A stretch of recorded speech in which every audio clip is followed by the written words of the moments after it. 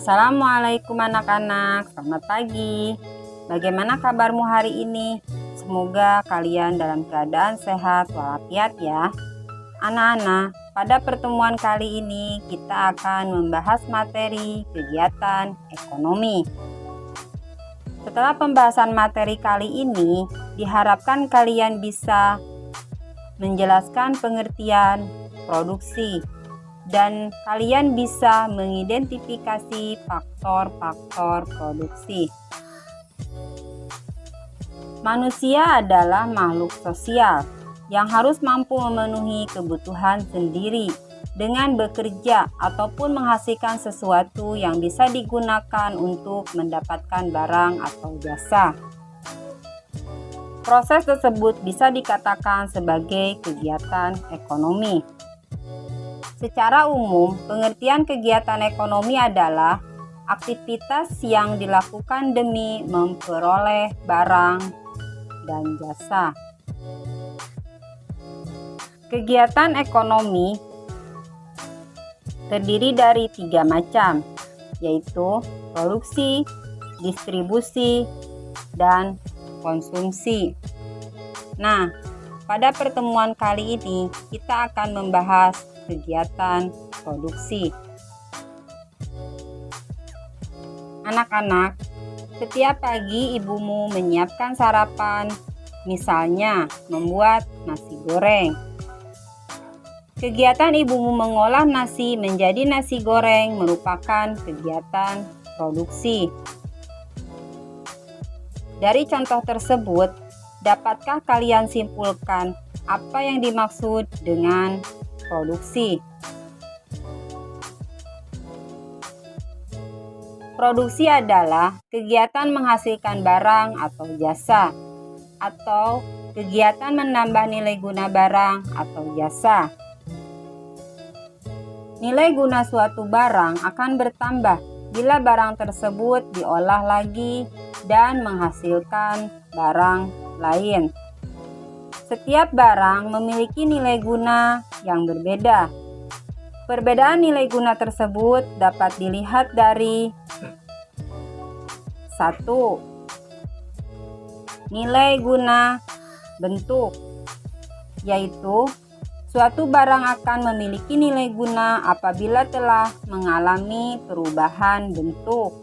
Contoh, kacang kedelai diolah menjadi tahu dan tempe. Harga dan manfaat dari tahu dan tempe lebih tinggi dibandingkan dengan kacang kedelai. 2. Nilai guna tempat, yaitu nilai guna suatu barang akan lebih tinggi karena perbedaan tempat. Contoh, pasir akan bertambah nilai gunanya kalau dibawa ke toko bangunan. Yang ketiga yaitu nilai guna waktu. Nilai guna suatu barang akan bertambah apabila barang tersebut digunakan pada saat yang tepat. Contoh,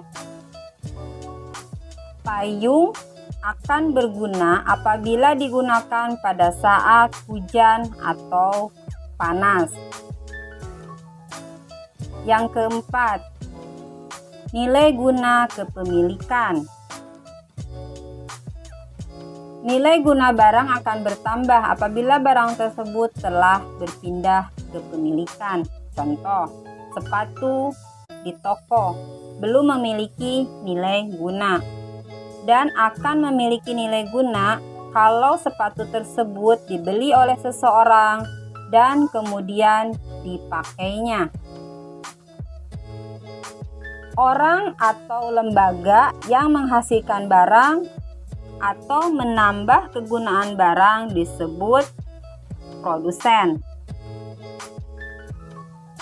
Produsen menghasilkan barang dengan tujuan 1.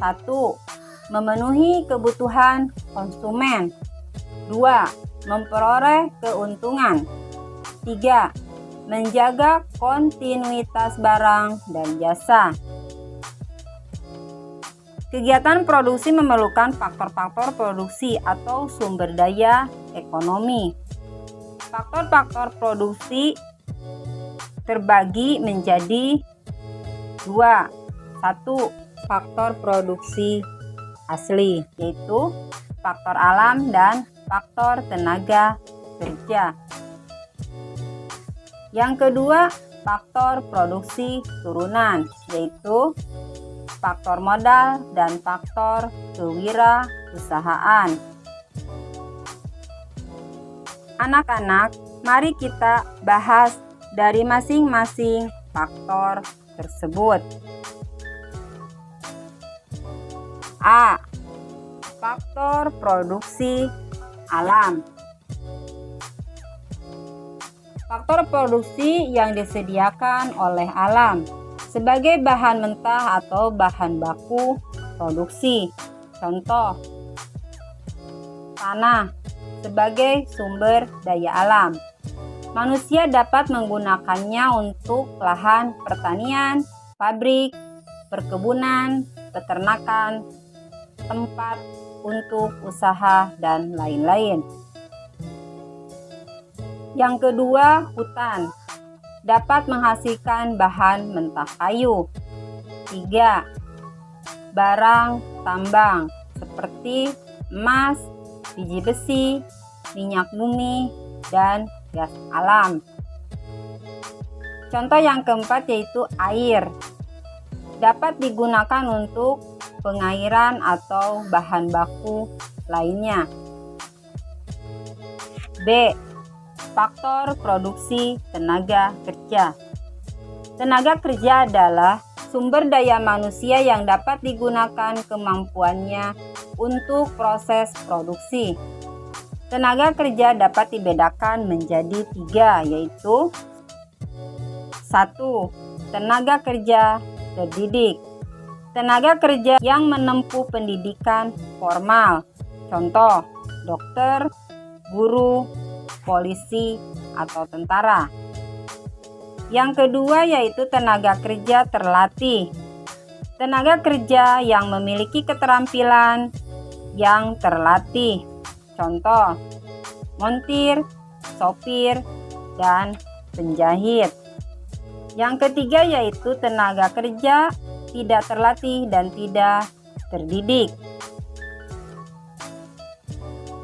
Tenaga kerja yang tidak punya keterampilan.